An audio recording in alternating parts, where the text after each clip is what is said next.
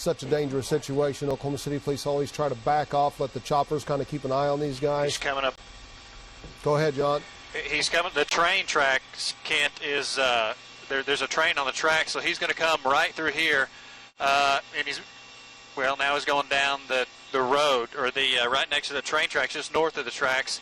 There's 3 cars and 1 SUV following him. It's going to dead end here because there's a creek. There's a creek right on the other side of this, Kent, so there's really nowhere for him to go. Looks like he's going to be bailing out here pretty soon. He's looking behind him to see where the officers possibly are. Got to know that car's had some damage done to it after you saw it just when it hit that ditch right there. Realizes he doesn't really have anywhere to go. Looks like he's going to try to take off again. So he's in there. Obviously, like you said earlier, the radiator's broken, but apparently he's going to take off again.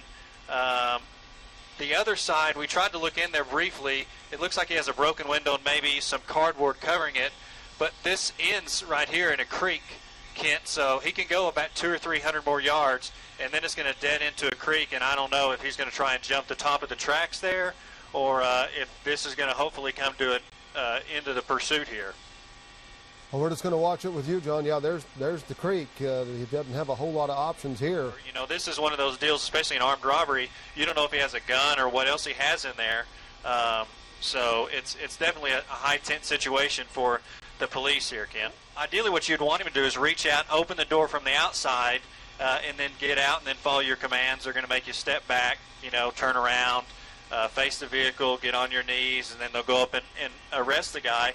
Because, if this was an armed robbery, looking at it from the police's perspective, it could be he's trying to bait him to come up there so he could, shoot him or harm him in whatever way. So, obviously he should give himself up. That's what they're trying to get him to do. He's out of the car talking to him. He probably wants him to come up there and get him, and obviously they don't want to do that because they don't know, like I said earlier, what he has on him.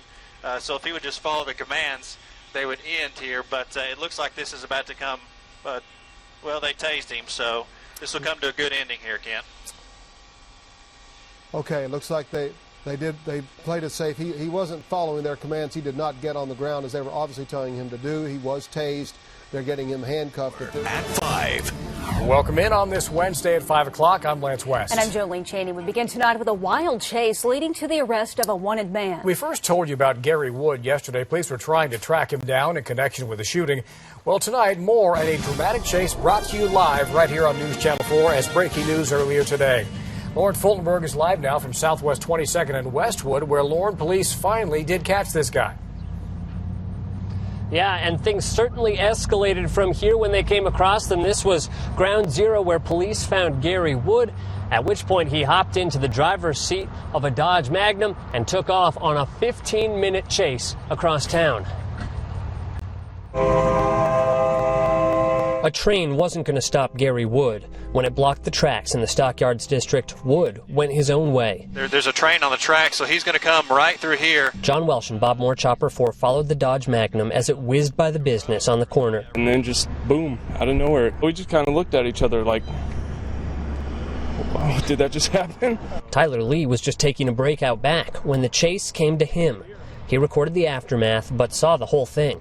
Once he got into the grass, it was dust flying up everywhere, and he was gone. The car goes airborne and starts to smoke, and the driver starts to rethink things. You saw him get out, try and run. Looked like he was trying to get in front of the car. It kept going. Then he went and got in, shut the door. Wood finally stops and appears to surrender, but won't get out of the car. The police wait, guns drawn. He's got his hands up like he wants the police to come up there and get him out of the car, and obviously they don't want to go up there and get him out. I wouldn't either. Minutes later, he gets out and comes toward the officers, who respond with force. Well, they tased him, so this will come to a good ending here, Kent. The police department calls it a victory. This is a good example, though, of what a great tool a taser can be. It took a dangerous, potentially very dangerous situation and ended the situation with little to no injury. The biggest damage, the car Wood was driving. But the police say by bringing Gary Wood into custody, they may have avoided the worst. He was a very dangerous man, obviously. He was wanted for very violent crimes.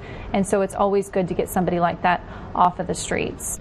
Even if it took an off-road chase. Now, Oklahoma City police are investigating that use of a taser. That's pretty standard anytime an officer uses force.